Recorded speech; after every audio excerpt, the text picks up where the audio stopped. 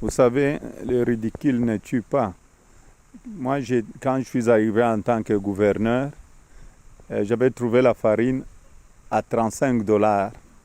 Prenez les images, vous étiez au gouvernorat, 35 dollars le sac de 25 kilos. Et je n'ai pas accusé X ou Z.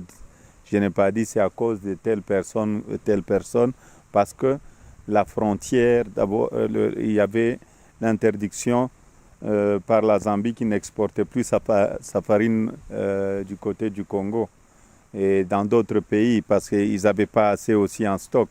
Qu'est-ce que j'avais fait? Je suis allé en Afrique du Sud déjà la première année pour importer de la farine. Ce n'est pas la première fois que la Zambie interdit l'exportation au Congo et à d'autres pays.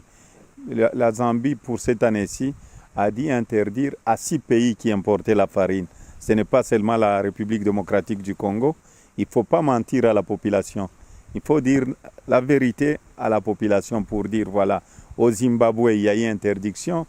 Le Malawi, la Zambie avait interdit d'exporter au Malawi. Et en Afrique du Sud, parce que l'Afrique du Sud prenait aussi une partie de maïs, et le Botswana aussi, et la République démocratique du Congo. Et c'est chaque année. Pendant les 5 ans, il faudrait... Prenez les images que vous avez, vous pouvez montrer les images. Il y a eu même des ministres qui ont été dans mon gouvernement quand on avait décidé d'aller en Afrique du Sud parce que la Zambie avait interdit l'exportation de la farine parce qu'ils n'avaient pas assez chez eux. Je suis allé en Afrique du Sud. Vous savez, quand vous êtes en train de gouverner, il faut planifier, il faut prévoir. Gouverner, c'est prévoir. Et moi, je prévoyais. Chaque mois de novembre, à la fin du mois de novembre, j'achetais la farine. Et cette farine était vendue dans nos communes. Il y a de la farine qu'on envoyait à Kolwezi, à Likasi, un peu partout, pour que la population ne puisse pas souffrir.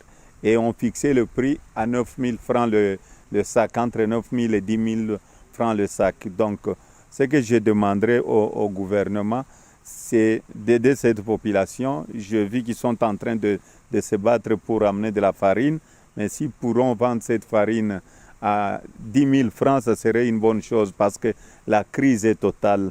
La situation n'est pas bonne, il ne faudrait pas mentir parce que quand je suis arrivé en plus, on importait 98% de notre farine en Zambie. Mais je me suis dit, on doit aller progressivement à ne plus importer le 98% de notre farine de maïs en Zambie ou en Afrique du Sud.